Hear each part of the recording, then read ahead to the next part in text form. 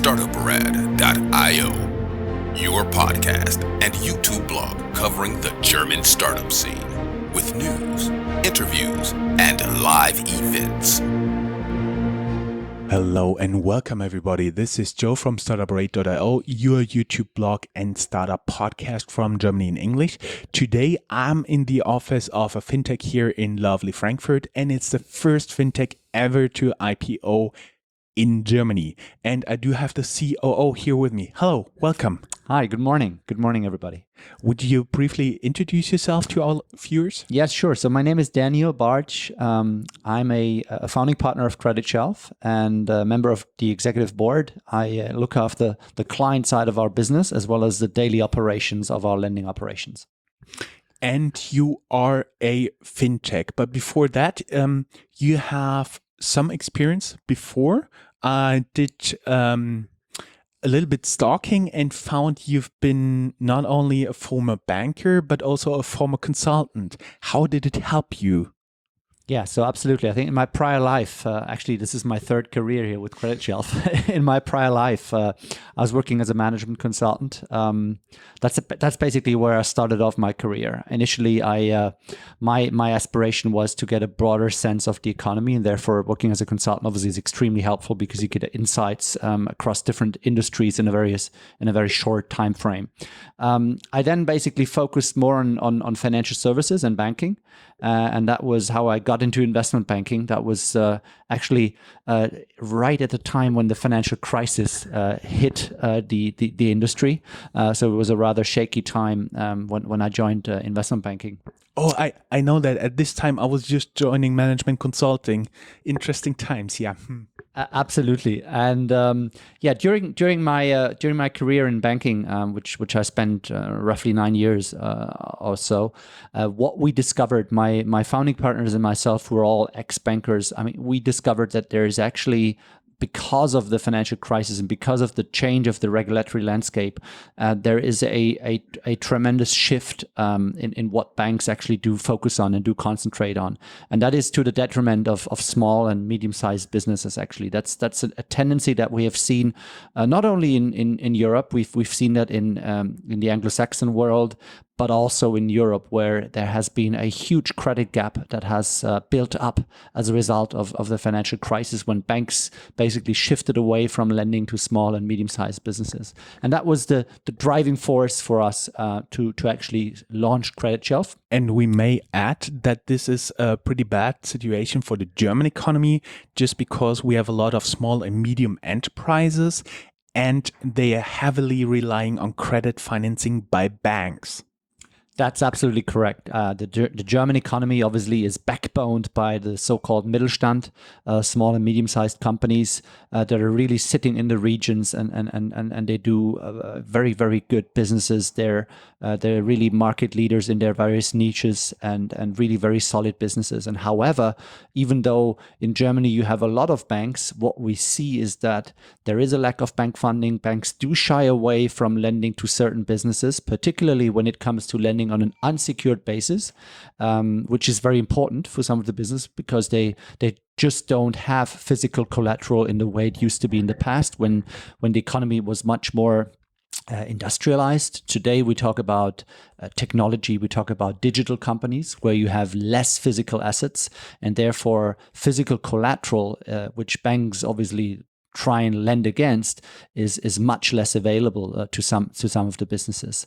And that's why we see a gap in the market, and I can quantify that gap as well. What we have seen over the past 12 years, actually really shortly before the financial crisis and then predominantly after the financial crisis, is that the German GDP has since grown by 40%. But on the flip side, the total lending amount, the total nominal lending amount to SMEs has actually stayed flat. So it just shows you that there is a tremendous shift from away from bank credit, which is less available to those businesses. And they have obviously had to use replacements, predominantly equity, but also other sorts of alternative financing. And that is why platforms like ourselves are very vital to those businesses and basically allowing them to grow to the next level. We may also add that some of the rules that are changing this game are basically from the bank side, and they have regulation that they need put more and more equity behind risky credits. And so all SMEs considered risky by a bank internally, they are not more profitable to lend at the current rates. So therefore, the SMEs have to look around. That's correct. There's two driving forces behind that impacting the economics from a bank perspective when they lend to SMEs. So one is, as you've correctly identified, is the capital underpinning, which is very expensive, particularly when you lend on an unsecured basis against a smaller type company, which usually is also not a top-rated credit. And then on the other side, you look at process costs. And what we find in the banking space, and that's really throughout the different geographies. That's not just a phenomena that's valid for Germany or for France. It's basically, if you look throughout the landscape, you find that banks are using very old style, manual, analogous processes, and they're not using digital data. They're not using automized processes, and they're absolutely not efficient when it comes to their credit processes. And that, of course, makes it very difficult if you lend smaller tickets. Of course, the profit margin, if you lend a small ticket, is smaller than if you go into the large ticket lending. And that is why these process costs matter for banks as well. And that's why some of those banks, we see them shy away actually from that market. And you come and play. And how do you actually do that? How does your Creditshelf work? Yeah, so Creditshelf at the essence is an SME lending platform. It's based on a marketplace model. That means on one side we have borrowers that we source through various different channels that come and find us. And on the other side, we have a network of professional and institutional investors who are actually very interested in that asset class because it provides very attractive yield reward characteristics to those institutional investors, particularly in the current interest rate environment, which is obviously characterized by very low yield. And on the other side, basically you see that all other public assets are trading at very high levels. And that makes the private debt segment very attractive, and in particular when it comes through an automated origination engine, it's a very attractive value proposition to an investor. So the way we work is that our credit process is highly automized. We use proprietary algorithms to quantify and qualify applications that come in through our website, that come in through business partners, and basically filter them out right at the beginning so that we can, in a later stage of the process, that we can focus on the credits that we think are attractive in the first place. And that is a lot of that. What we actually do in the day-to-day is refining the algorithm, making sure that we get access to raw data. Every business at the essence, the information that they have in their accounting systems is digital.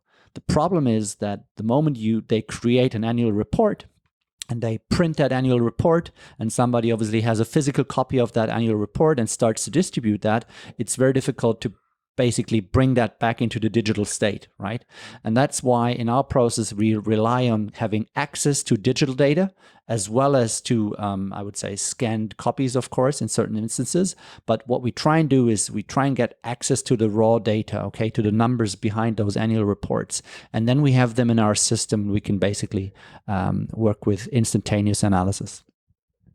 And I was just thinking not everybody out there understands what origination means. Could you just elaborate just a tiny bit on that? Yeah, sure. So when we speak about origination, we're actually talking about the concept of, on one side, sourcing a client, sourcing a borrower, i.e. a company that wants to borrow money through the credit market. which here is our platform. And on the other side, origination also means actually extending credit to that company. So when we originate a loan, that means on the other side, as let's say, as a flow of business, there's actually money flowing to that business. We technically we're not a bank. We don't have a banking license. That means we are actually just a broker, if you want to call it that way, from a legal perspective. However, the value chain that we cover is the entire credit value chain. The German regulation is very strict. You have to have a banking license if you want to extend loans to individuals or to businesses. That is why we have essentially outsourced that small piece of the value chain, which is essentially extending the loan to the business. And here we use a partnering bank that helps us bring the money out to the client. Essentially, what the partnering bank does is they extend the loan to the borrower, and then in the same second, our special purpose vehicle purchases that loan and then sells it to the underlying investors. So that's the concept that we had to put in place to be regulatory compliant when we talk about originating the loans. That is a pretty cool business model.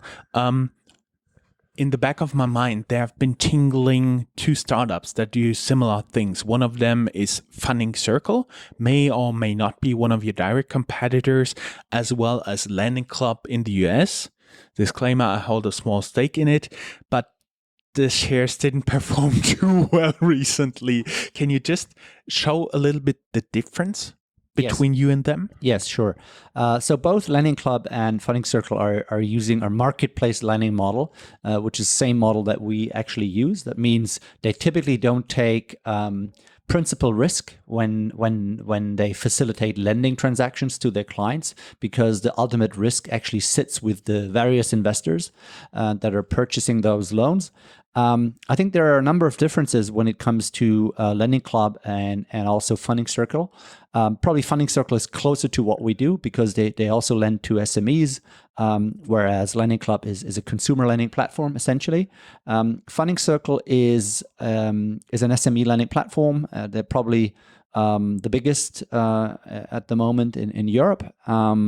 They are also lending to German SMEs, by the way, so they have a presence here in the German market. They are not really a competitor to us because the segment that Funding Circle are actually targeting is the smaller segment. So it's more the smaller type businesses, typically smaller type companies or professional individuals that seek smaller tickets of loans. So to put things into comparison, Funding Circle's loans, I believe, are starting somewhere around 10,000, 20,000 euros, and they go up to potentially 200,000 euros or so. Our loans at Creditshelf, they start at 100,000 and go up to 5 million. So our companies are probably significantly larger, so more established Mittelstand companies. What we do is we really look, we need to have substance in the businesses that we need basically for our analysis. So if you compare our credit process to Funding Circle, probably Funding Circle are the individual behind the business is very important to them because these are small businesses and a lot of the credit worthiness of that business relies with the individual. Therefore, the scoring model that they use is what we would probably refer to as a consumer plus scoring. So essentially look at the consumer, they look at the individual behind the business, they score that individual, and then they of course do also score the business, but essentially the credit worthiness is with the individual. In our world, the credit worthiness actually is with the company. The individual behind matters. It's very important to understand that the individual is a clean person, that they're not involved in any dubious activities, and that they have their personal financial situation, that they have that well established and that it is clean. But on the flip side, really the essence of the analysis that we apply is the company and the ability of the company to repay the loan out of its cash flow and operations. And then, of course, you still look at the individuals behind, but for us, it matters much less than if you have a very, very small, say 5 or 6 people business, where, of course, a lot of that business substance sits with the owner. Mm-hmm. That is very interesting for everybody who speaks German. We'll try to link the interview with your former CTO as well as Zendesk, which was then bought by Funding Circle and established their presence here in Germany. And I just now wanted to touch on how it was for you, especially the process of getting to an IPO, because you are not only the first fintech ever to be listed in Frankfurt, you're right now the only one to be listed in Germany. Yes, that's correct. Our IPO has been the first pure play fintech IPO in Germany, and we're of course a little bit proud about that, to be honest.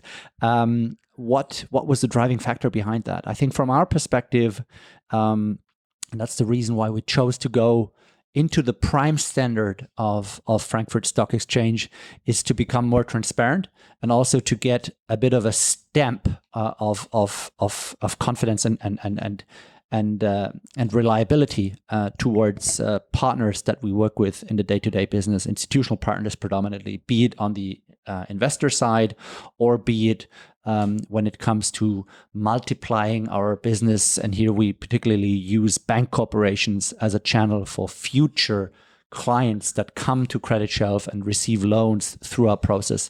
Here what we see is it's very important to those institutional partners to have a credible counterpart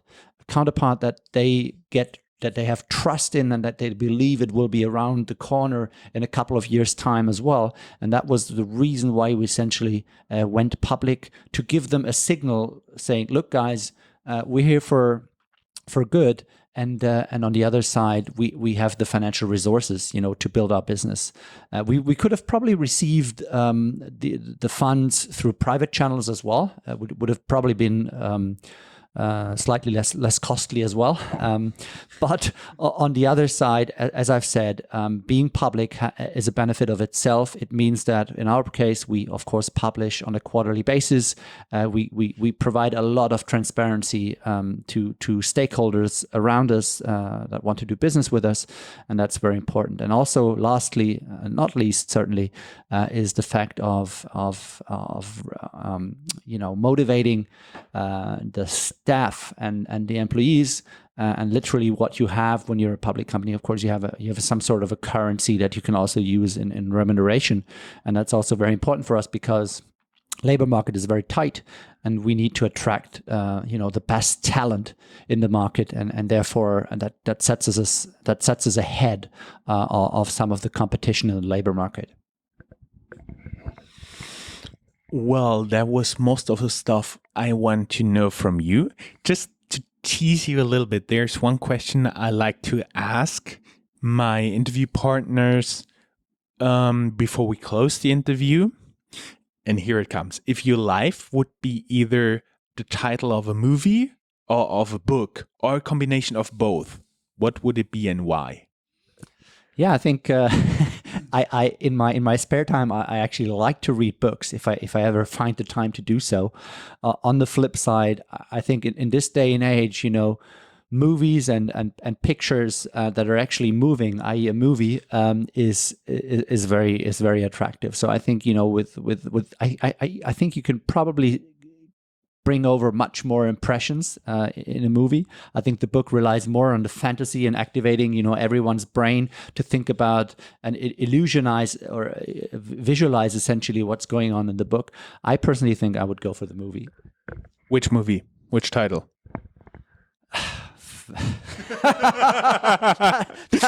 That's certainly a good teaser.